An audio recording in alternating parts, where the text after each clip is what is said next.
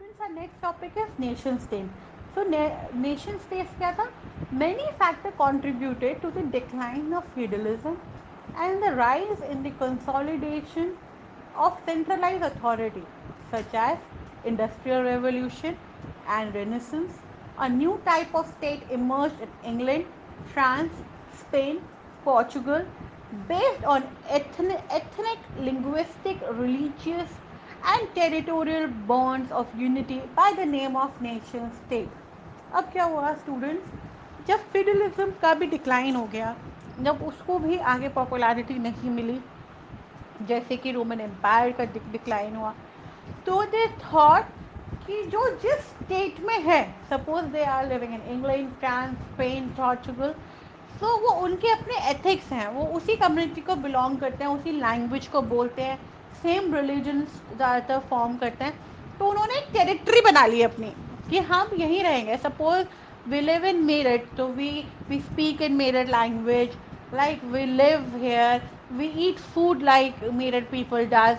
So हमने एक proper अपना टेरिटरी बना लिया, तो उस टेरिटरी को उन्होंने लेटर ऑन नाम रख दिया that this is the nation state. That's how this territorial concept came into force कि एक जगह पे सेम तरीके के लोग जो सेम तरीके का बोलते हो, सेम तरीके का रहते हो, ज़्यादातर सेम रिलीजन्स फॉलो करते हो, उनको एक टेरिटोरियल ग्राउंड के अंदर कंबाइन कर देना और उस टेरिटरी को एक नेशन ऑफ स्टेट का नाम दे देना.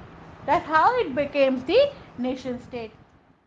The separation of king rules from the demands and interference of religious needs depend dependent of people for their civil and political rights, political consciousness, French Revolution in 1789, and Declaration of Rights brought about a great improvement in the political setup of nation state and lead to the growth of modern nation states. सो उस time पे क्या हुआ student, हमने Roman empire देखा, फिर हमने feudal empire देखा. Feudal state में क्या हुआ था कि उन्होंने सब कुछ अपना मोनार्की को दे दिया था, किंग रूल को दे दिया था. पर हमने क्या क्या किया, जब वो चीज़ें ख़त्म हो गई, किंग रूल भी ख़त्म हो गया, तो हमने ज़्यादातर देखा कि लोगों की ज़रूरत क्या है, ठीक है, उनकी बेसिक नीड क्या है, उनके सिविल अधिकार क्या होने चाहिए, पॉलिटिकली उन्हें कितना सपोर्ट मिलना चाहिए, इन सब चीज़ों पर हमने ध्यान देना शुरू करा. तो उस टाइम पे फ्रेंच रेवोल्यूशन हुआ 1789 में, जहाँ पर डिक्लेरेशन हुआ राइट्स का, अधिकारों का, कि अगर आप इस कम्युनिटी को बिलोंग करते हैं और आप यहाँ रहते हैं तो आपके ये सर्टेन अधिकार हैं जो गवर्नमेंट को आपको देने चाहिए, या आप ऐसा कर सकते हैं और आप ऐसा नहीं कर सकते.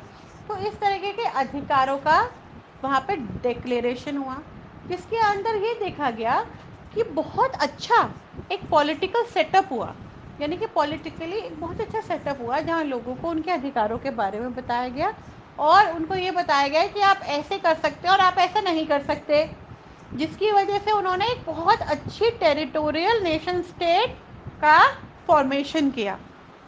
That is how the growth of modern nation states occurs.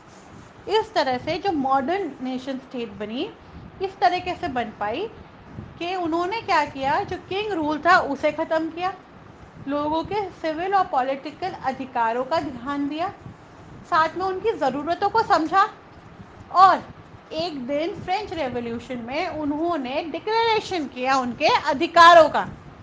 After that declaration this modern nation state has came into force.